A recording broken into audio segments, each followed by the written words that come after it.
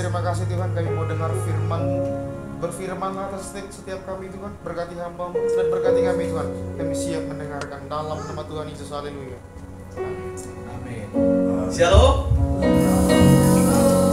Silakan duduk Bapak Ibu Saudara. Pertama-tama saya ucapkan terima kasih kepada Bapak Yari dan Bu Ratna, saya sebagai Gembala Jemaat ini, dan juga Pastor Dika yang memberikan kesempatan kembali kepada saya untuk melayani tempat ini. Sungguh pujian yang luar biasa. Walaupun pujian yang terakhir saya nggak ngerti. Saya baru dengar lagu ini. Tapi puji Tuhan, suasananya dahsyat, suasana luar biasa. Dan saya bisa merasakan bahwa Allah hadir pada kesempatan kita beribadah pada pagi menuju siang hari ini. Amin. Saya merasakan suasana Allah yang luar biasa, suasana surga yang luar biasa dahsyat. Ya, puji Tuhan. Nah, baik Bapak Ibu yang terkasih dalam Tuhan Yesus Kristus, pada kesempatan hari ini kita sama-sama belajar ya kepada firman Tuhan. Ya. Kenapa saya katakan belajar? Karena kita adalah murid-murid Tuhan. Amin. Kita murid-murid Tuhan. Tuhan katakan setiap hari ya Tuhan mempertajam pendengaran kita ya supaya kita dengar-dengar akan kepada firman Tuhan. Ya. Dan pada pagi hari ini ya masih pagi ya, masih jam 10 lewat. Ya masih pagi. Kita akan belajar tentang rekam jejak. Bapak Ibu Saudara pernah dengar kata ini?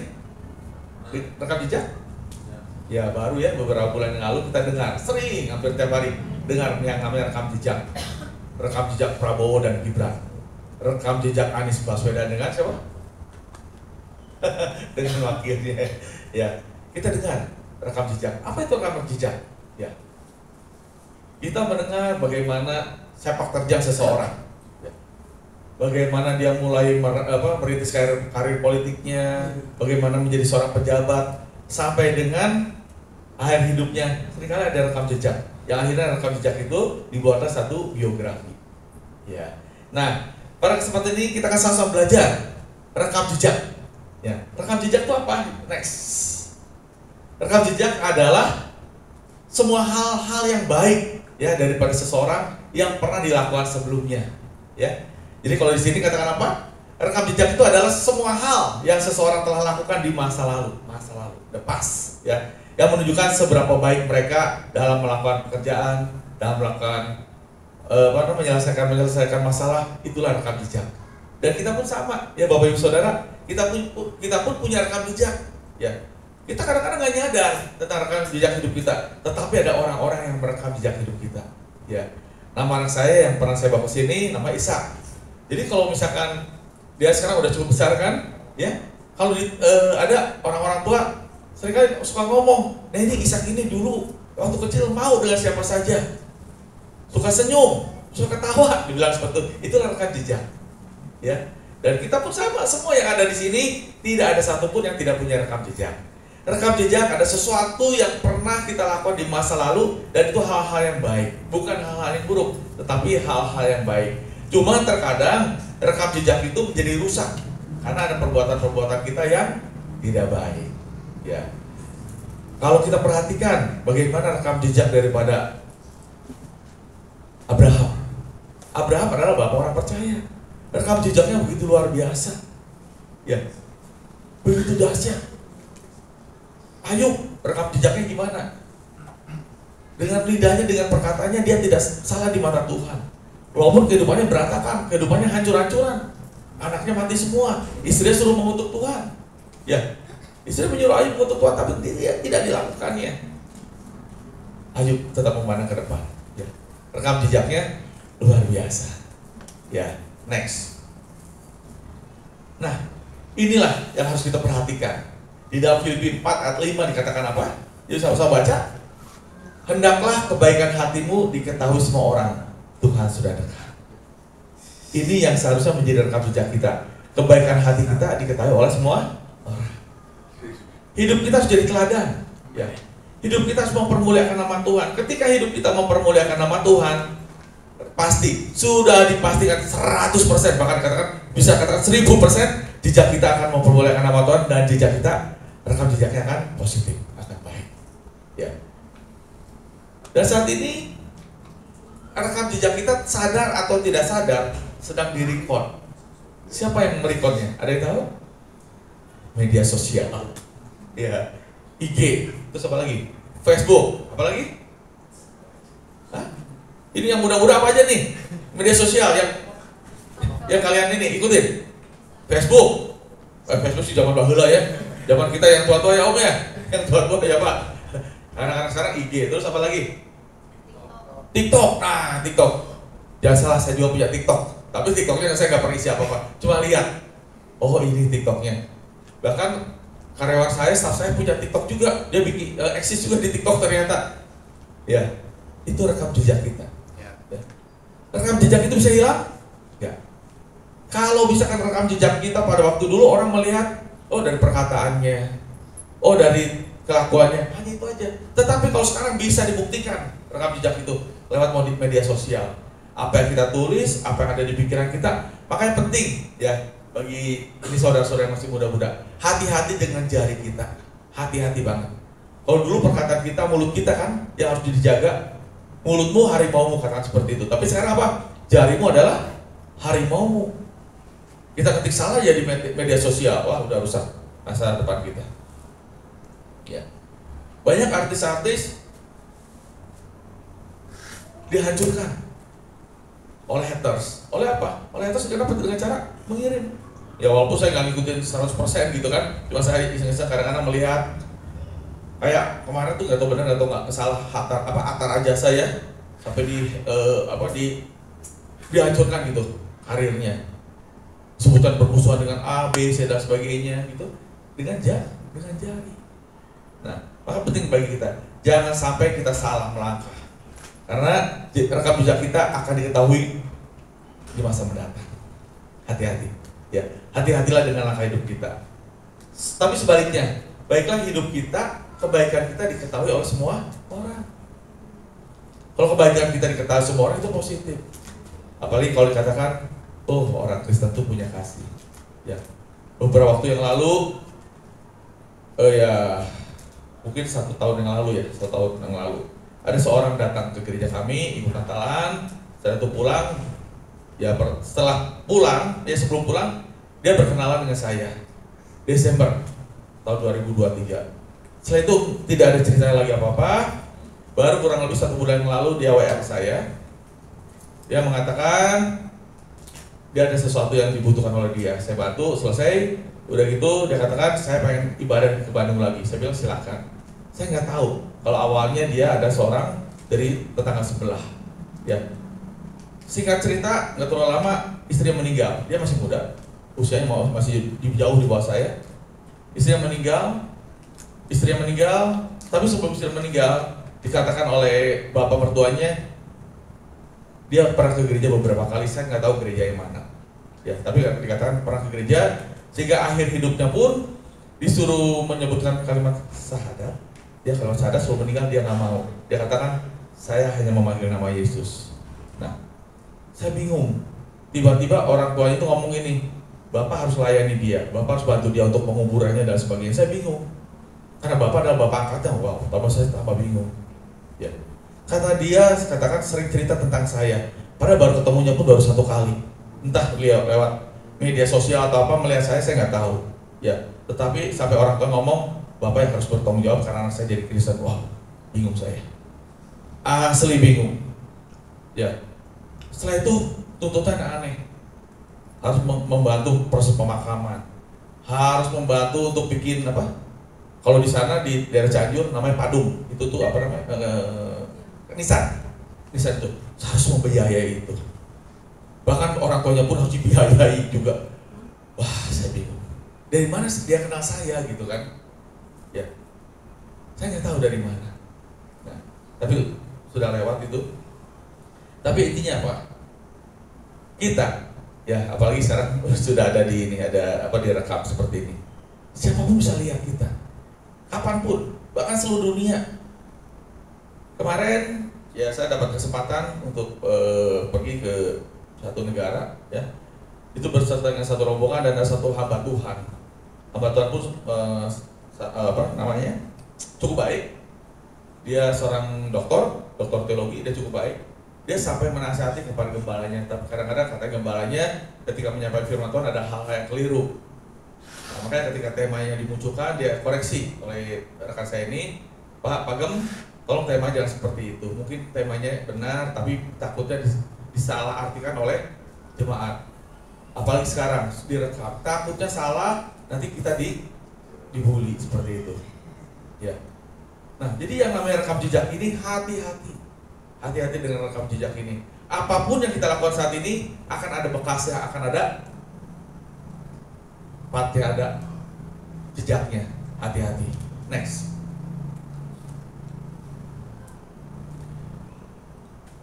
Rekam jejak, ya. Apapun bisa direkam dalam media sosial. Ya. Rekam jejak yang harus dimunculkan oleh kita seharusnya berisi buah roh. Setuju? Ya. Kalau rekam jejak kita berisi buah roh, ada berapa buah roh? 9. Ya, buah roh ada 9. Bisa sebutkan satu-satu apa aja? Kasih, sukacita, damai sejahtera, kesabaran, kemurahan, kebaikan, kesetiaan, kelemah lembutan, penguasaan diri. Kalau rekam jejak kita berisi ini, wow, dunia, orang-orang dunia segera bertobat. Tapi ternyata orang Kristen pun banyak yang tidak menghasilkan buah seperti ini. Ya. Buah roh ketika muncul dalam kehidupan kita, setiap kita melangkah dan setiap langkah kita menghasilkan buah roh, buah yang manis, buah yang bisa dinikmati oleh banyak orang. Rekam jejak kita akan positif, rekam jejak kita akan baik, ya. Dan akhirnya Tuhan akan dipermuliakan. Ya. Ini ada satu kesaksian lagi, ya. Saya juga lupa ingat ketika itu, ini terjadi kurang lebih sekitar 2 bulan ini. Saya nggak ngerti kadang-kadang kenapa Tuhan kok bawa saya berteman dengan orang yang aneh-aneh akhir-akhir ini. Ya. Ada orang menchat apa ya di Facebook tuh apa namanya? Pengen di admin tuh pengen berkawan di Facebook. Karena saya jarang itu Facebook, dan akhir-akhir ini saya agak sering juga. Ya, ada yang berkawan, saya masukin di Facebooknya itu judulnya liar hulu. Do you know what is the meaning of liar hulu? Sakit kepala. Tapi wajahnya saya ingat-ingat gitu kan. Terus dia ngasih tahu bahwa saya adalah pernah ikut komsel dengan saya sekian waktu yang lalu. Ikut komsel, diajak temannya. Nah, sekarang saya tanya, ada di mana? Saya sekarang ada di Cirebon. Ngapain di Cirebon? Saya lagi di penjara. Lah, kok bisa di penjara pakai Facebook? Iya, sembunyi-sembunyi katanya. Main HP. Nah, gak terlalu lama akhirnya memang dibebaskan karena sudah waktunya dibebaskan. Saya tanya ketika di sana, apa yang kamu lakukan?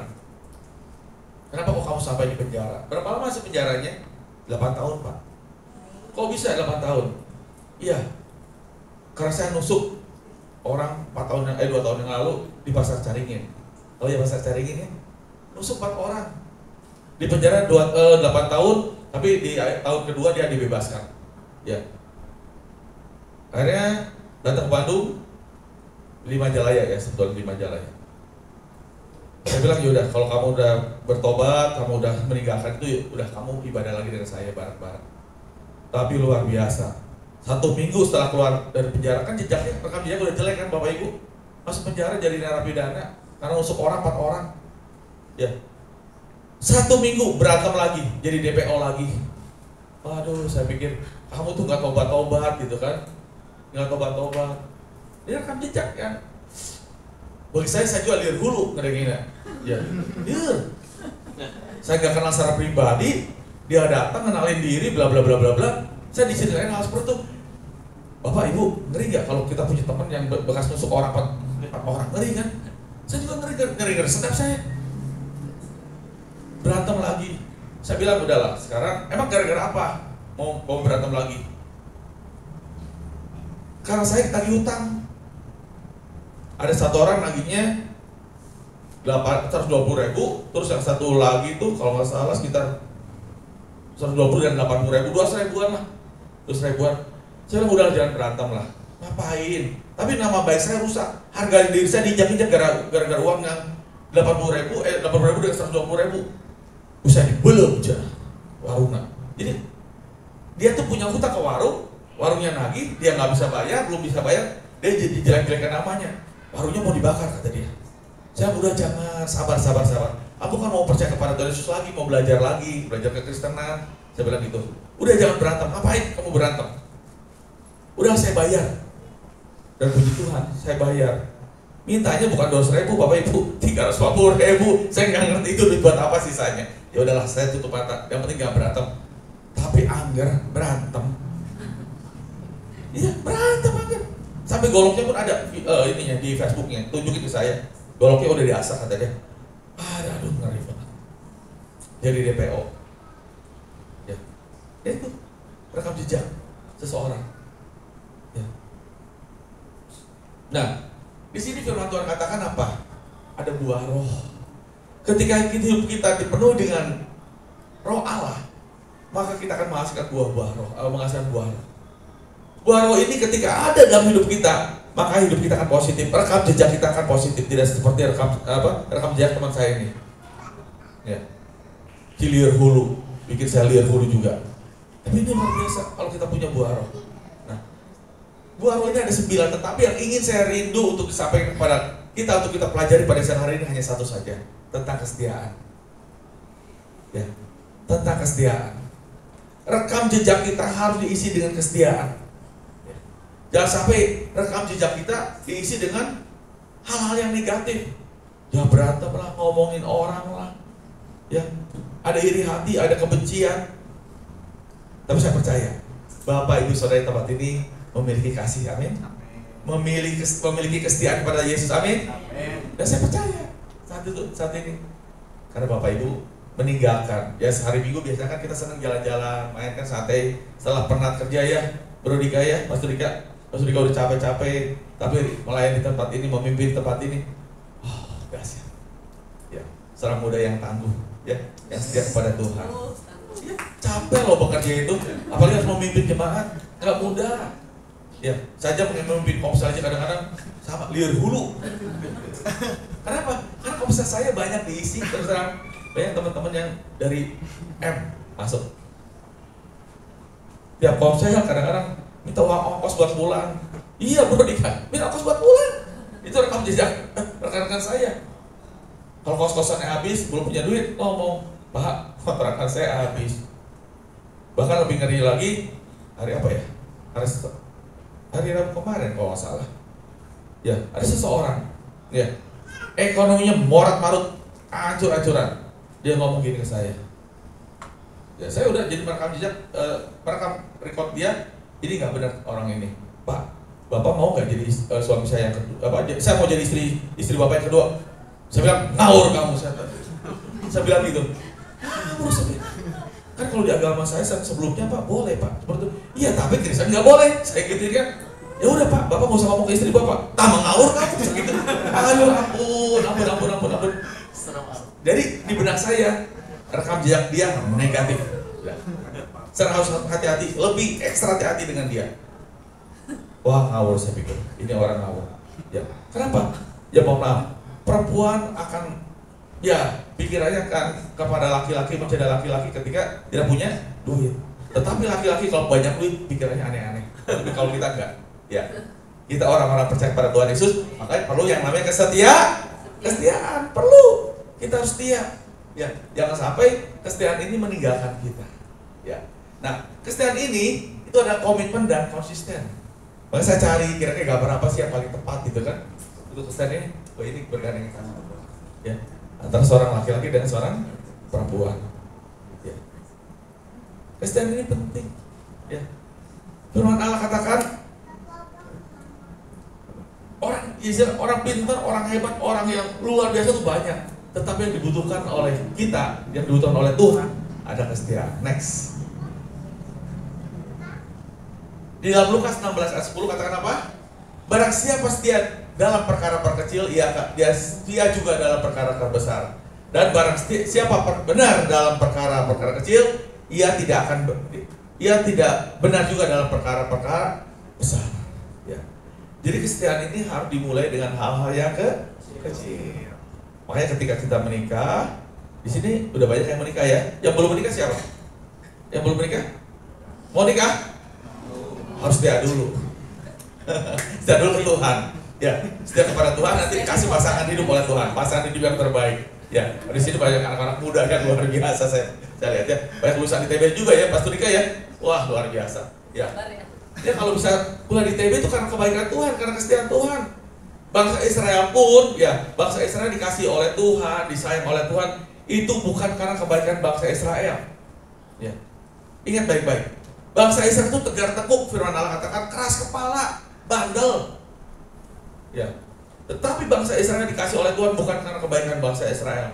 Hati Tuhan terpaut kepada bangsa Israel bukan karena bangsa Israel itu baik, bangsa yang besar, bangsa yang nurut, enggak.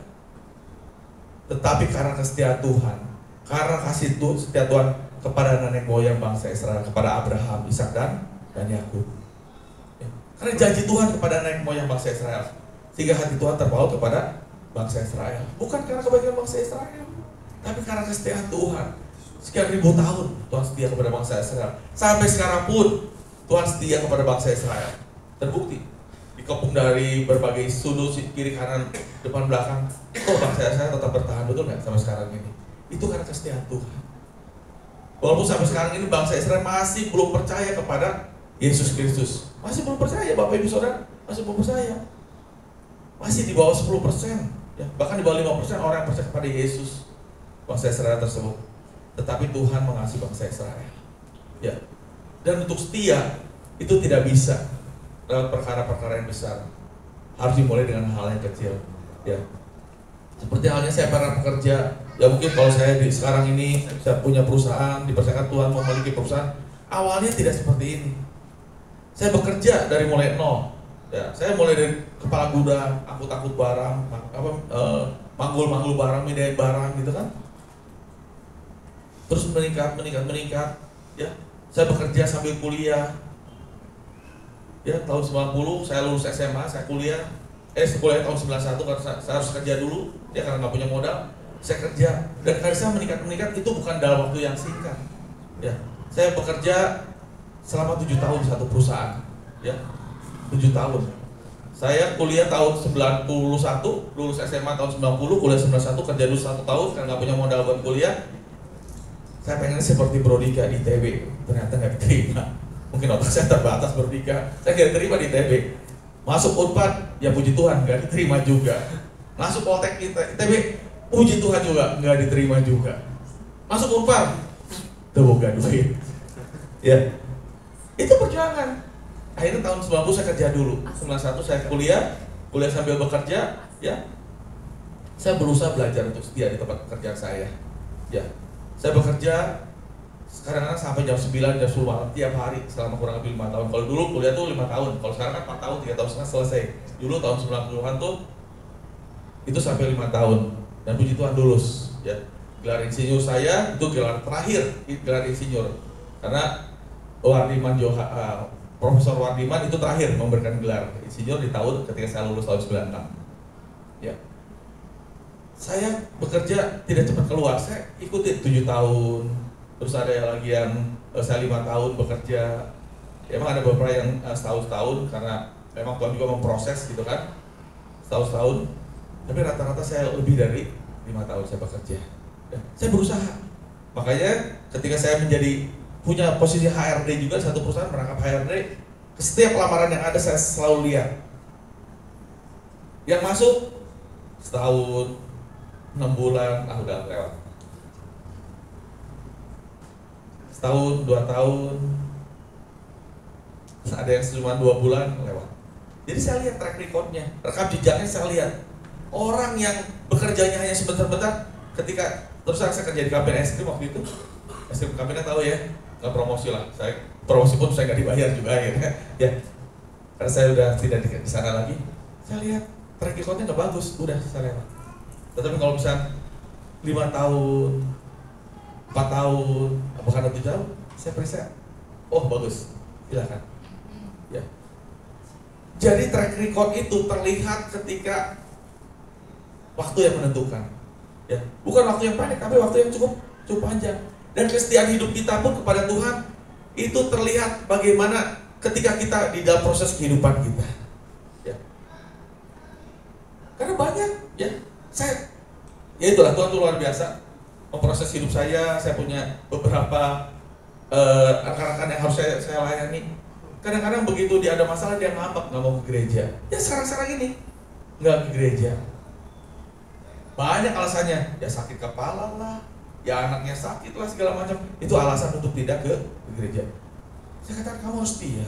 Kalau kamu pengen diberkati oleh Tuhan, kamu harus setia. Ya. Jangan sampai meninggalkan Tuhan. Ada masalah apa? Ikutin masalahnya. Ya. Kalau kamu nggak punya duit, kamu doa kepada Tuhan. Kamu berusaha cari pekerjaan. Saya katakan seperti itu. Jangan asal gampang, Pak. Saya butuh untuk sekolah anak. Pak, saya butuh untuk ngantar anak ke rumah sakit Hasan Sadikin karena anak saya sakit. Nggak bisa. Saya katakan seperti itu. Kamu harus berusaha. Kamu harus berdoa. Kamu harus setia kepada Tuhan. Saya katakan seperti itu. Harus setia kepada Tuhan. Gimana caranya Tuhan mau nolong kamu kalau kamu tidak setia kepada Tuhan? Ya, harus setia kepada Tuhan. Gak mungkin pertolongan datang, ya, kalau kita tidak setia kepada Tuhan. Maka Tuhan katakan apa? Tuhan menghajar orang yang dikasihnya supaya kita tidak menjadi anak-anak yang gampangan. Ya. Tuhan nggak mau kita menjadi orang-orang Kristen yang instan, yang tidak berbobot, tidak berkualitas.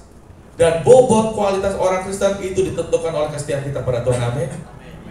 Ya, gak mungkin dalam 1 tahun 2 tahun kualitas kita terlihat. Ya. Kita harus masuk dapur api. Kita harus masuk ke dalam berbagai masalah yang harus kita terima, kita alami. Walaupun kita percaya, ketika kita mengalami masalah, tantangan hidup, hambatan, percayalah, Tuhan hadir dalam proses hidup kita. Dan kita harus tetap setia seperti Ayub. Ayub terbukti. Bapak, Ibu, kalau saya mengalami masalah seperti Ayub, saya pada kondisi Ayub, saya gak akan kuat. Tetapi Ayub mendapatkan kasih karunia daripada Tuhan, sehingga kuat bertahan. Ya, dia kuat bertahan. Setiap masalah akan membuat kita semakin dewasa dalam Tuhan. Setiap masalah yang kita hadapi akan membuat kita semakin intim dengan Tuhan. Cuma kalau nggak ada masalah, tenang-tenang aja, kita bisa lupa dengan Tuhan. Tetapi ketika kita masuk ke dalam dapur api, ketika kita bergumul dalam pergumulan hidup kita pribadi, lepas pribadi, kita menjadi orang yang kuat. Orang kuat di dalam Tuhan. Ya. Ketika kita ingin naik kelas, ketika ingin kita lebih dipercaya oleh Tuhan, harus memasuki tiap proses kehidupan kita. Makanya firman Tuhan di sini katakan apa? Barang siapa setia dalam perkara-perkara kecil, ia setia juga dalam perkara-perkara yang besar. Ya. Saudara ingin diberkati Tuhan? Setia. Contoh kesetiaan yang paling kecil apa? Ibadah. Ibadah itu ada hal yang paling sederhana. Ya. Dalam ibadah ada yang berat ya dalam ibadah. Paling beratnya di ongkos kalau nggak punya duit, gitu kan? Tapi minimal kan nggak ada masalah, ibadah nggak berat. Datang duduk manis, apalagi di sini ruang ber-AC enak banget, sejuk. Memuji-muji Tuhan, menyembah Tuhan, meninggikan nama Tuhan, itu hal yang kecil. Tetapi ketika saudara diberikan kepercayaan oleh Tuhan, menginjil, apalagi menginjil ke kampung daerah-daerah yang boleh katakan daerah yang mayoritas tetangga sebelah itu ngeri. Ya. Saya ber-PI, sama saya diancam juga. Omat bapak kudu kadir poe Sabtu ayeuna. Amun teu awas, gereja bapak kudu didatang ku aing. Tahu bahasa Sunda itu ya, ngerti ya? Rata-rata orang baru sini ya, Pak Tika ya. Diancam saya. Dan tujuan ancaman itu apa? Dia minta bantuan. Minta bantuan tujuan ke sana. Itulah. Itu ngeri juga Bapak Ibu Saudara, ngeri. Ya. Tapi kita bisa percaya nggak sama Tuhan? Saya juga minta, itu doa peperangan ketika saya menghadapi itu. Itu 2 minggu yang lalu Bro Dika. Baru-baru ini. Ya, saya bergumul Tuhan, tolong. Apa yang saya lakukan? Apa yang harus saya kerjakan Tuhan? Dan saya harus setia mengabarkan kebenaran firman Tuhan. Saya kabarkan. Orang yang mau tampil. Sekarang karena mau via WA aja orangnya. Saya pun penginjilan via WA. Dan baru tahu kemarin yang ada jenggotnya ternyata yang saya injili yang ada jenggotnya. Ya, itu ngeri-ngeri sedap juga. Ya, tapi kita harus setia apa? Mengabarkan kebenaran firman Tuhan. Takut, ya ada takutnya juga, namanya juga manusia gitu. Ya, tapi saya berusaha setia. Karena saya dipanggil untuk melayani Tuhan, untuk ya bersaksi, mengabarkan kabar sukacita, saya sampaikan. Ya, walaupun ada ancaman-ancaman. Ya, kita next step. Ya mungkin saya belum seperti Bro Dika, Pastor Dika, dipercayakan melayani dalam mengembalakan. Ya. Tapi setiap orang akan terus diangkat oleh Tuhan. diberikan kepercayaan dan kepercayaan oleh Tuhan. Tapi dimulai dengan perkara kecil. Dan dimulai dari perkara yang kecil ini kita harus setia. Harus setia. Ya, makanya ketika menikah pun ada janji setia. Setia dalam keadaan suka dan duka. Dalam keadaan senang atau susah. Dalam keadaan miskin maupun kaya. Dalam keadaan sakit maupun sehat. Ya Pak ya? Iya, itu kan janji di awal, janji yang sederhana. Tapi ketika kehidupan pernikahan berlangsung terus dan terus, ya. 3 hari yang lalu, saya sama suami saya sudah pisah sekarang 3 hari yang lalu. Baru 3 hari yang lalu, saya sudah pisah. Lah, kok bisa? Gak ada hujan, gak ada panas, saya bilang. Iya. Suami saya tinggalin saya. Pergi, emang pindah kos-kosan kata dia, pindah kos-kosan, tidak jauh pindah kosnya. Kenapa bisa? Apa ada cewek lain? Nggak tahu kok, bisa saja kok bisa terjadi. Terus apa yang dibawa istri suami kamu? Barang-barangnya, motor juga dibawa. Terus untuk anak kamu gimana? Anak saya disariin ke saya, suruh saya ngebiayain. Cuma katanya karena motor itu atas nama saya, kata istrinya, makanya buat cicilannya dibagi 2 ya. Tinggal istrinya, motornya dibawa, buat bayar cicilannya dibagi 2. Kan bodor. Ya enggak? Itulah kenyataan hidup. Ya, saya tanya. Ini emang belum terlalu lama sih ketemu dengan saya. Emang kamu nikahnya gimana waktu itu? Hanya nikah agama, belum nikah kantor. Oh. Kamu doalah. Tadi pagi pun ketemu dengan saya. Gimana, ada kabar? Belum ada. Ya kamu doalah. Terus kamu ya ke anaknya, kamu boleh kebenciannya ke papa kamu ya, kamu harus sayang. Tetap doakan supaya papa bisa kembali lagi. Itulah manusia. Setia aja kalau ada duit. Kalau nggak ada duit jangan setia. Itulah manusia yang setengah dunia. Ya, Kristen yang masih keduniawian. Kemarin saya diundang pernikahan, saya ketemu dengan teman SMA saya, kebetulan masih keluarga dengan yang menyelenggarakan pesta. Saya tanya, gimana kabar istrimu? Ya itu, saya udah cerai, saya udah pisah. Gara-gara apa sih kalau saya boleh tahu? Maaf, saya katakan. Ya itu, ketika saya terpuruk, istri saya meninggalkan saya. Terus anak-anak kamu gimana? Semua dengan saya. Apakah itu yang namanya kesetiaan? Sedangkan janji nikah, saya tahu waktu itu nikahnya di gereja. Dalam keadaan senang, dalam keadaan susah, dalam keadaan sakit maupun sehat, berlimpah maupun kurang, itu tidak terjadi. Makanya di dalam Amsal 19 ayat 22 dikatakan apa?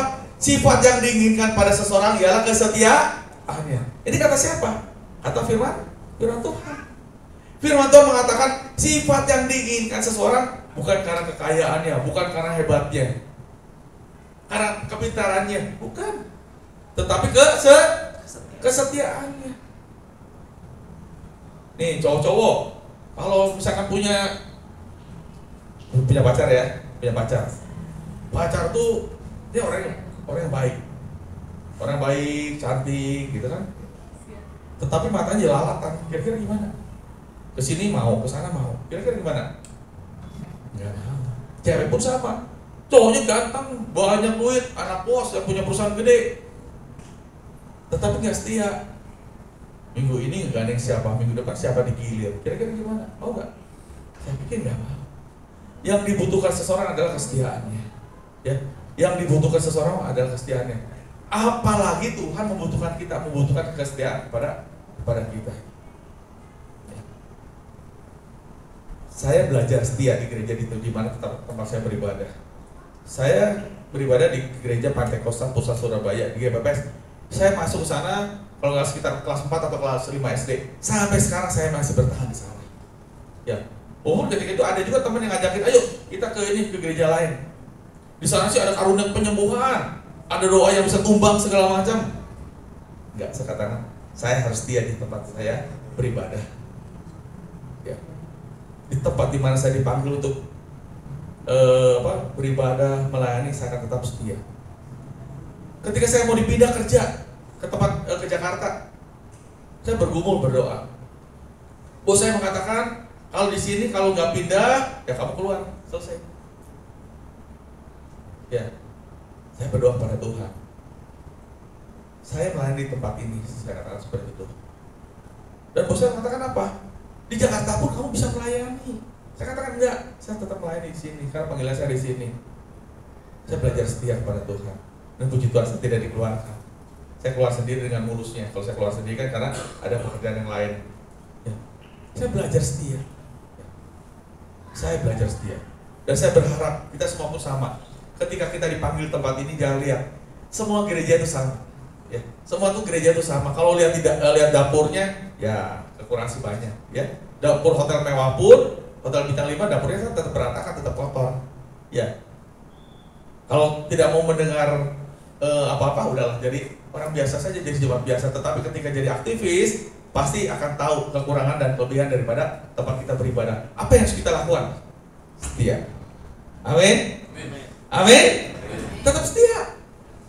Kalau nggak setia, aduh Bapak Ibu, saya juga punya teman, kan seperti itu loncat, masalah dengan gembalanya, pindah, masalah dengan temannya, pindah lagi. Dan puji Tuhan sekarang balik lagi ke gereja kita, mungkin udah capek mungkin, ya, dilahirkannya di gereja kita, pindah ke tempat lain karena kekecewaan. Apalagi kalau dulu sempat ngomong, kebaktian tempat iya mah garing. Ya di tempat gereja kita garing. Toh puji Tuhan akhirnya balik lagi di tahun ini kan, bergabung di tempat yang garing. Gitu kan?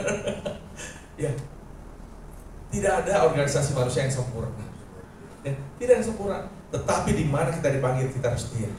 Kita makan, ya di tempat ini kita makan firman Tuhan, menikmati makanan rohani yang sama, ya. Kita bertumbuh bersama. Setia di tempat ini. Ya. Jangan sampai kita tidak setia. Bahkan harus setia juga mengembalikan milik Tuhan. Di mana? Di tempat ini. Jangan sampai berpikir saya mengembalikan milik Tuhannya di gereja yang lain, nggak bisa. Atau saya mau bagi-bagi perpuluhan saya nggak mau masukkan sini tapi bagi-bagi ke gereja-gereja lain, nggak boleh. Saya belajar setia. Ya. Dari tahun 90 sampai detik ini saya mengembalikan perpuluhan di gereja saya, tidak pernah di gereja lain. Ya.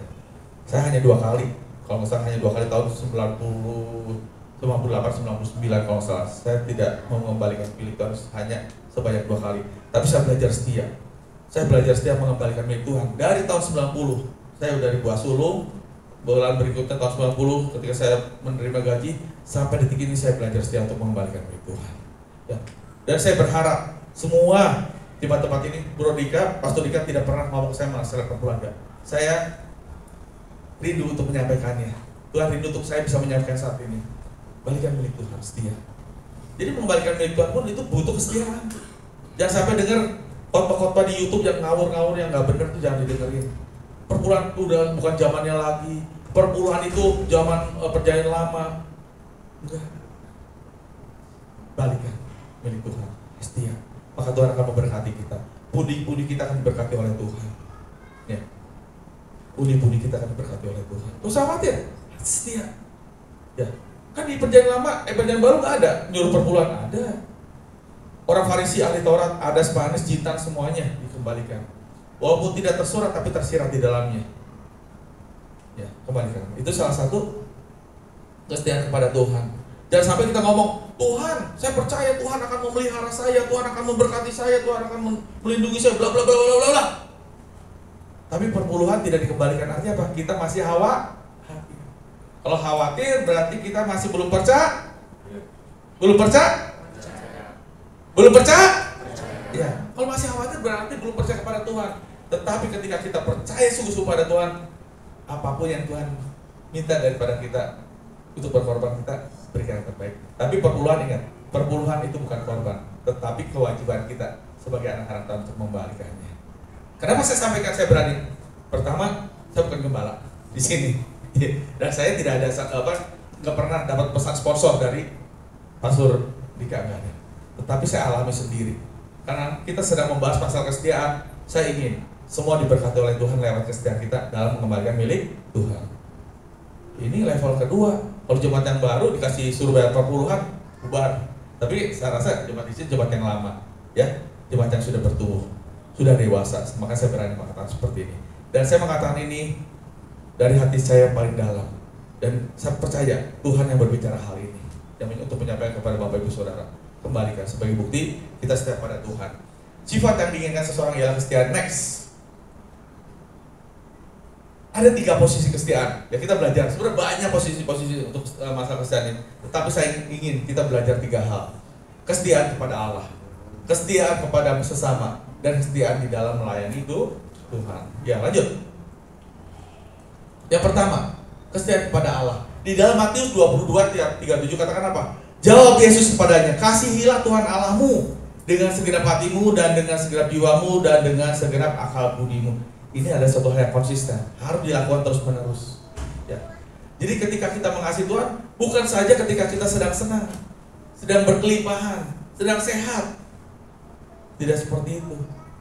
Tetapi kita setia kepada Tuhan dengan segenap hati kita, dengan segenap jiwa kita, dan dengan segenap akal budi kita. Kasih Tuhan, konsisten terus menerus. Terus. Dan saya bersyukur 2 minggu yang lalu, waktu hari Jumat atau hari apa, Kamisnya saya pelawatan ya dengan rekan saya. Ada seseorang yang sakit, ya. Itu kankernya itu sudah stadium 4. Kankernya sudah stadium 4. Istrinya ketika dia jual mie kocok, ya. Istrinya ketika saya makan mie kocok, suka juga saya ajak, ayo Ci ke gereja, nggak mau terus. Tetapi Tuhan memproses. Suaminya sakit, cancer, mie kocoknya tidak jualan lagi, sampai sekarang belum jualan lagi. Dan ketika 2 minggu yang lalu, kita ajak untuk ibadah dan puji Tuhan. 2 minggu yang lalu dia sudah ibadah beserta dengan suaminya. Itu suatu proses, ya, suatu proses yang harus dia alami. Ya. Jadi kenapa bisa seperti itu? Bukan karena saya mengajak, bukan karena rekan saya mengajak, bukan. Tetapi karena suaminya konsisten, dia selalu ingat kepada Tuhan. Walaupun kankernya stadium 4, dia masih bisa bersyukur pada Tuhan. Terima kasih Tuhan. Walaupun kanker saya sudah seperti ini, saya masih bisa hidup. Saya masih bisa memuji Tuhan. Bahkan dengan kankernya yang stadium 4, ya karena bukan hanya jual mie kocok, tapi jual properti juga. Dia bisa masih jual properti walaupun rekannya yang datang ke tempat properti yang dijualnya itu. Tapi lumayan kata dia. Hasil bisa bagi 2, dapat 40 juta katanya. Bagi 2, dia 20 juta, saya 20 juta. Itu pemeliharaan Tuhan. Dari situ dari kesaksian pribadi. Karena dia suaminya setia sama Tuhan, istri yang tidak setia pun bisa dibawa kepada Tuhan. Jadi penting Bapak Ibu Saudara, kesetiaan ini sangat-sangat penting. Ya. Jadi ketika kita mengasihi Tuhan, jangan mengasihi Tuhan dalam keadaan senang saja. Ya. Dalam keadaan sehat saja. Dalam segala keadaan kita harus mengasihi Tuhan. Dengan segenap hati kita, dengan segenap jiwa kita, dengan segenap kekuatan kita, dengan segenap akal budi kita, kita kasih Tuhan. Berikan yang terbaik dalam hidup kita untuk setia kepada Tuhan, mengasihi Tuhan. Ya. Di sini Ayub katakan apa? Katanya, dengan telanjang aku keluar dari kandungan ibuku. Dengan telanjang aku akan kembali ke dalamnya. Tuhan yang memberi, Tuhan yang mengambil, terpujilah nama Tuhan. Istrinya menyuruh Ayub mengutuk Tuhan. Kutuki Tuhan, udahlah kutuki Tuhan, udah kutuk matilah kau. Tapi apa yang katakan Ayub? Engkau seperti perempuan gila. Dan Ayub luar biasa. Kata firman Tuhan, Ayub tidak salah dalam perkataannya kepada Tuhan. Tuhan yang sendiri yang bersaksi bahwa Ayub ada orang benar. Dengan telanjang aku keluar dari kandungan ibuku, dengan telanjang aku akan kembali ke dalamnya.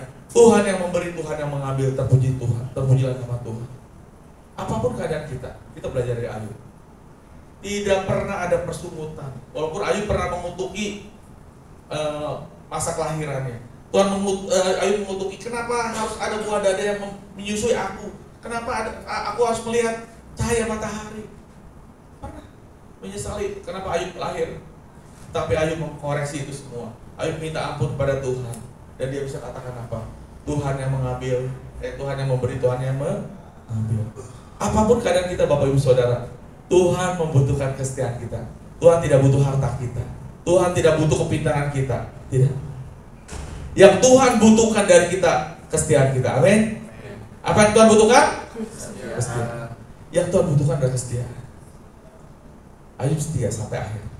Makanya di ending daripada cerita Ayub ini, kisah Ayub ini, Tuhan berkati 2 kali lipat. Berkati luar biasa. Kalau saudara, Bapak Ibu Saudara ingin berkati Tuhan, Setialah kepada Tuhan. Tuhan tidak perlu kondisi kita saat ini, ya.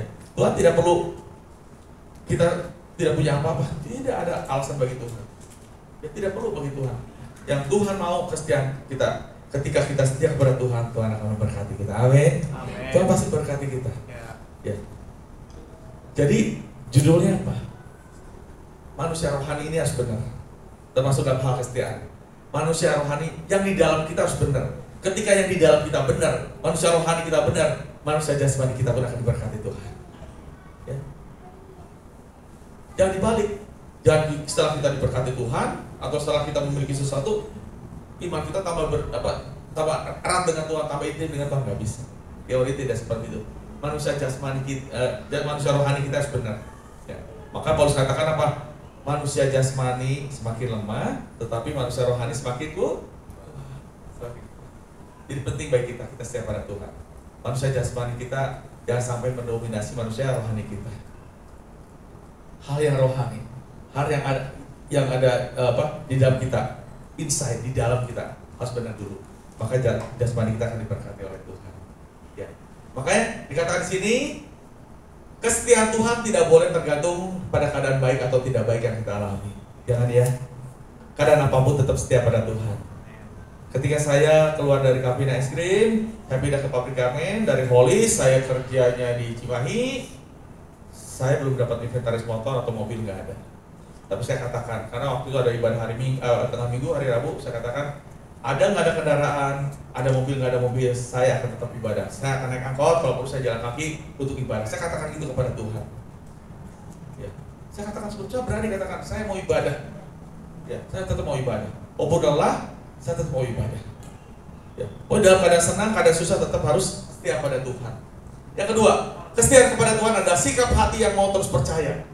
Jadi kondisi yang susah pun, oh Tuhan, kenapa Tuhan gak sayang kepada saya? Saya belum ditolong oleh Tuhan.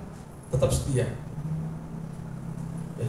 2 minggu yang lalu, orang Tasik saya injili via Facebook, dan puji Tuhan, setelah saya ajak ngobrol, 3 hari kemudian dia katakan, Pak, saya sakit.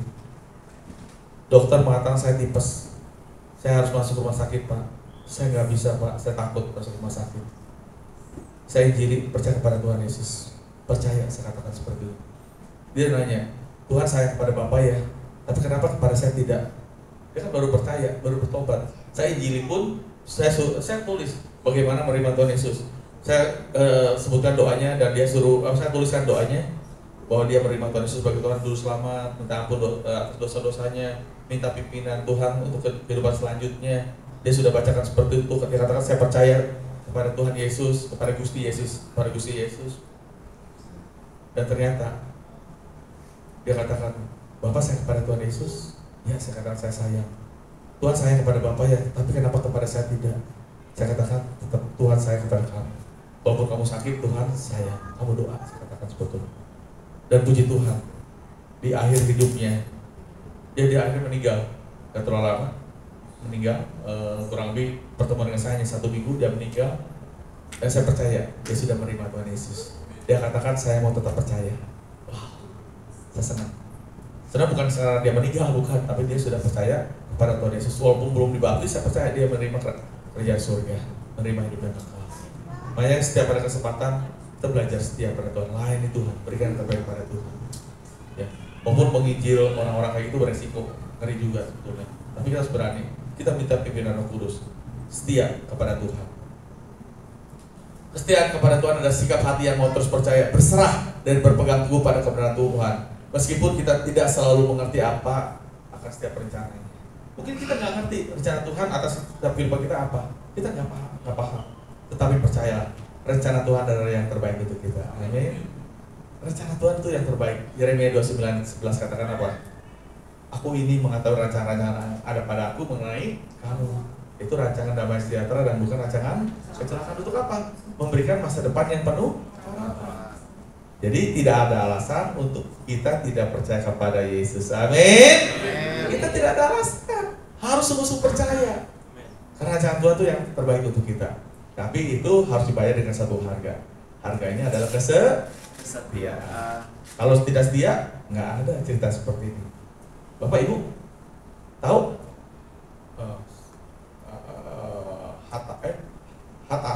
Hatachi ya, anjing yang di Jepang apa? Berbeda. Sebentar. Hachiko. Wah, makasih ingetin. Hachiko, ada yang tahu Hachiko?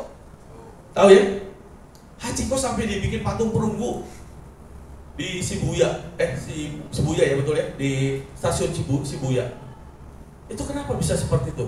Seekor anjing yang setia kepada tuannya. Tuannya berangkat bekerja, anjing itu mengantar kalau salah pulang pun nungguin ya, pulang kerja itu nungguin. Saya nggak lupa ceritanya. Tetapi setelah tuannya meninggal, ya anjing itu nggak mau pergi, dia tetap nunggu di situ sampai kata ceritanya itu kalau seingat saya sampai 9 tahun menunggu. Sampai orang-orang perhatikan kenapa anjing itu menunggu. Ada yang ingat ternyata anjing tersebut menunggu tuannya yang tidak kembali. Sampai akhirnya, dan itu cerita nyata ya, cerita nyata sampai dibuat patungnya. Ya, anjing aja sampai ya namanya anjing kan binatang setia kan, binatang setia. Masa kita kalah dengan anjing? Oh maaf. Tapi memang itu kebenarannya. Ya. Dan firman Tuhan pun ada seorang yang luar biasa namanya Kaleb. Kaleb itu artinya kan anjing. Kaleb kan setia. Setia. Yosua dan Kaleb itu setia. 10 tuh berkhianat semuanya, kacau semua hidupnya, nggak beres, bikin kabar buruk. Tetapi Kaleb dan Yosua itu sungguh-sungguh. Dan Kaleb setia. Ya. Makanya Kaleb itu diberkati oleh Tuhan luar biasa. Ya, diberkati luar biasa. Ya. Kesetiaan ini sangat penting. Tidak tergantung masalah apa yang kita hadapi. Dan kesetiaan ini menunjukkan kedewasaan kita. Kita harus percaya, berserah pada Tuhan. Walaupun kita tidak mengerti apa yang menjadi rencana Tuhan, percayalah, ketika kita setia pada Tuhan, ada upah yang akan diberikan Tuhan kepada kita. Next, setia pada sesama. Seorang sahabat menaruh kasih setiap waktu dan menjadi saudara dalam kesukaran. Bisa terjadi dalam kehidupan kita? Bisa? Harus bisa, karena ini firman Tuhan. Dan ini tergantung dari komitmen kita. Kita mau setia nggak terhadap di dalam kehidupan pernikahan kita, di dalam rumah tangga kita? Mau nggak kita tetap setia? Setia sampai akhir. Ya. Jangan sampai ketika kita ada uang laki-laki nyari pasangan yang lain selingkuh. Perempuan nggak punya duit, cari laki-laki yang kaya, nyari bos. Ya kan? Jangan seperti itu. Seorang sahabat menaruh kasih setiap waktu dan menjadi saudara kesukaran. Dan di dalam Kolose 3:13 katakan ini masalah persahabatan, hubungan.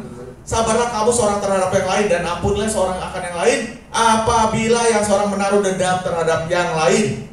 Sama seperti Tuhan telah mengampuni kamu, kamu perbuat jugalah demikian. Jadi kesetiaan ini berbicara tentang apa? Tentang pengampunan. Tentang pengampunan. Kesetiaan ini bisa dilukai ketika kita tidak bisa mengampuni, betul? Ya. Persahabatan yang erat pun akan hancur ketika kita tidak bisa mengampuni. Ya. Jadi kesetiaan kepada sesama itu bisa bertumbuh ketika ada pengampunan. Maka di sini saya mencatat atau saya menuliskan kesetiaan kepada sesama adalah tetap menjaga komitmen dan hubungan kita juga pada saat keadaan apapun keadaannya tetap setia, ya, menjaga komitmen. Kesetiaan kepada sesama dihidupkan oleh kesabaran. Jadi namanya ya apalagi sudah berumah tangga, pasti kita akan tahu. Waktu pacaran sih semuanya beautiful. Indahlah semuanya namanya pacaran. Semua dipoles lipstick, pakai ada lip service ya, Jadi ngomong tuh baik, ditata semuanya kan, semia ramah dan sebagainya. Tapi ketika masuk ke rumah tangga, ya Om ya, betul nggak? Waktu awal-awal kan susah ya Om ya di rumah tangga, tapi ketika berjalannya waktu tambah susah. Kenapa? Semuanya lebih terbuka. Ya, saya nikah kurang lebih sudah 23 tahun. Ya, jadi saya mengerti kalau istri saya sedang marah, saya tahu gitu kan. Udahlah, saya berusaha untuk diam. Walaupun kadang-kadang saya juga masih terpancing emosi saya. Kenapa sih kamu kayak gitu kan? Ya, tapi yang jelas ini perlu namanya kesabaran, adanya pengampunan. Jadi kesetiaan pun harus ada tambahannya, bumbunya, ada toppingnya. Toppingnya apa? Kesabaran, pengampunan, dan hubungan erat yang mendalam dan didasari dengan kasih. Jadi kesetiaan itu harus ada kasih. Kita bisa setia kepada Tuhan karena adanya kasih Kristus yang sudah mengasihi kita. Jadi kita setia kepada sesama kita. Ya. Laki-laki jadi setia. Perempuan pun sama. Jadi berdoa. harus setia kepada pasangan kita, setia kepada Tuhan. Ketika menikah pun setia kepada pasangannya, dengan kepada suaminya pun istrinya. Jangan sampai setianya kepada istri orang, kepada suami orang. Oh, ngeri banget. Baiknya kepada mereka, minta apa? iPhone 16. Oh, nanti ya, bulan depan beliin. Istrinya minta, kamu tuh handphone cukup, yang penting masih bisa WA. Oh, istri-istri seperti itu. Tetapi kepada yang lainnya, nah nanti ya bulan depannya kita beli. Ya, enggak, kita setia. Ini hanya contoh. Di sini sih nggak ada. Saya percaya. Ya. Jadi seorang sahabat benar kasih setiap waktu dan menjadi saudara dalam kesukaran. Kita harus setia kepada teman kita, kepada sahabat kita. Jangan sampai kita menjadi pengkhianat. Ya, katanya keras. Ya nggak apa-apa. Ini kita belajar firman Tuhan. Kita harus setia. Ya, harus setia kepada sesama kita. Next. Sesama kita kepada Tuhan, dan yang terakhir kesetiaan di dalam melayani Tuhan. Maka kata tuannya itu kepadanya, baik sekali perbuatanmu itu, hai hambaku yang baik dan setia, engkau telah setia dalam perkara kecil, aku akan memberikan kepadamu tanggung jawab dalam perkara besar. Masuklah dan turutilah dalam kebahagiaan Tuhanmu. Ketika kita melayani Tuhan, setialah dengan perkara kecil. Kenapa kok saya masih harus jadi asir aja ya di depan? Kenapa saya tidak disuruh main musik? Karena saya bisa main musik. Sabar, ada waktunya. Ya. Dan asir pun itu ujung tombak. Coba misalkan asiannya ketika jemaat datang cemerut gitu kan, gimana kira-kira? Apalagi dulu pernah di gereja saya ada seorang asian, kan ada meja yang seperti etalase kayak gitu, asiannya makannya gini. Luar biasa, dahsyat juga. Saya pikir ya nggak enak ngelihatnya. Ya, tapi kalau asian dengan senyum ya, temannya apa, gimana kabarnya? Puji Tuhan. Gitu. Kalau misalnya ada yang sakit, tiba-tiba datang, oh puji Tuhannya udah sehat ya, kan enak, gitu kan? Pak, saya sih nggak mau kolektan Pak. Masa kolektan udah 2 tahun nggak ganti-ganti profesi saya Pak? Saya pengen jadi pengkhotbah. Nah, ada waktunya. Kamu sekolah dulu, sekolah kitab, saya ngerti firman. Harus dia, yang melayani Tuhan. Melayani Tuhan harus dia. Saya nggak mau melayani lagi. Kenapa? Saya dicuekin oleh gembala saya dicuekin pemimpin saya. Pernah di tempat kami pun, kenapa nggak melayani? Saya suruh milih mau jadi pemain musik atau jadi song leader. Jadi udah saya milih song leader aja. Padahal dia punya potensi. Ini sempat terjadi kesalahan dari seorang pemimpin. Saya katakan kalau punya potensi sih nggak apa-apa. Yang penting masih bisa bagi waktu, betul nggak Bro Dike ya? Layani Tuhan dengan setia. Ya layani. Ya, apapun yang diberikan oleh Tuhan kepada kita layani Tuhan dengan baik. Mau asyir, mau kolektan, mau doa pendoa syafaat. Ya mungkin di antara Bapak Ibu mungkin ada yang belum menerima pelayanan, menerima kepercayaan untuk melayani Tuhan, tapi dengan berdoa itu menguatkan ya pekerjaan Tuhan, menguatkan pekerjaan Tuhan. Jadi apapun yang Tuhan percaya kepada kita lakukan dengan baik dan setia. Ya, jangan sampai ada masa sedikit nggak mau melayani Tuhan. Saya sih nggak mau melayani Tuhan. Karena ada rekan saya juga, dia katakan ekonomi saya masih belum baik, saya nggak mau melayani Tuhan dulu. Aduh sayang, saya katakan seperti itu. Kamu punya potensi untuk menyampaikan firman Tuhan, tapi kamu nggak mau. Ya dia nggak mau untuk melayani Tuhan lebih. Ya sayang. Jadi kesetiaan dalam melayani harus kita wujudkan sebagai bukti kita mengasihi Tuhan. Dalam 1 Korintus 4:2 katakan apa? Yang akhirnya dituntut dari pelayan-pelayan demikian ialah bahwa mereka ternyata dapat dipercaya. Jadi kita harus menjadi orang-orang yang setia. Ketika kita menjadi orang-orang setia di dalam Tuhan, di dalam melayani Tuhan, kita bisa menjadi orang-orang yang dipercaya tuh. Dan firman Tuhan katakan apa? Orang yang dapat dipercaya mendapat banyak. Nggak pada tahu, pastor kan? Orang yang dapat dipercaya mendapat banyak. Yang diberkati cuma sedikit. Orang yang dapat dipercaya mendapat banyak berkat. Haleluya. Jadi kalau kita menjadi orang-orang yang dipercaya oleh Tuhan, kita akan diberkati oleh Tuhan. Ya, berkat Tuhanlah yang menjadikan kaya, susah payah tidak akan menambahinya. Berkat Tuhan diberikan kepada orang yang dikasihnya pada waktu tidur. Waktu tidur itu bukan berarti jadi kaum goleran, bukan. Tetapi ketika kita berusaha untuk melayani Tuhan, yang fokus kita tidak hanya fokus kepada harta, tetapi fokus kepada Tuhan, melayani Tuhan, Tuhan akan berkati kita. Ya. Matius 6:33 katakan apa? Carilah terlebih dahulu kerajaan Allah dan kebenaran, maka semuanya akan ditambahkan kepada kita. Ya, jadi bukan jadi kaum goler-goleran, jangan ya. Nggak boleh. Hai pemalas, pergilah kepada semut. Perhatikan lakunya dan jadilah bijak. Dan Tuhan katakan apa? Hai orang-orang malas, orang tidak bekerja, tidak usah makan. Itu. Jadi kita harus tetap setia kepada Tuhan. Layani. Jadi orang-orang yang bisa percaya oleh Tuhan, maka Tuhan akan memberkati kita. Tuhan sangat menghargai kesetiaan dalam bentuk pelayanan, bahkan hal-hal yang kecil. Lakukan bagian kita. Apapun yang Tuhan percayakan, lakukan dengan setia. Amin. Kesetiaan dalam melayani Tuhan akan mendapatkan penghargaan dan berkat dari Tuhan. Kalau kita melayani Yesus, akan dihormati oleh Bapak. Itu firman Tuhan katakan. Next. Apa nih? Selanjutnya. Rekam jejak kita harus baik, yaitu bahwa kita adalah orang-orang yang memiliki kesetiaan.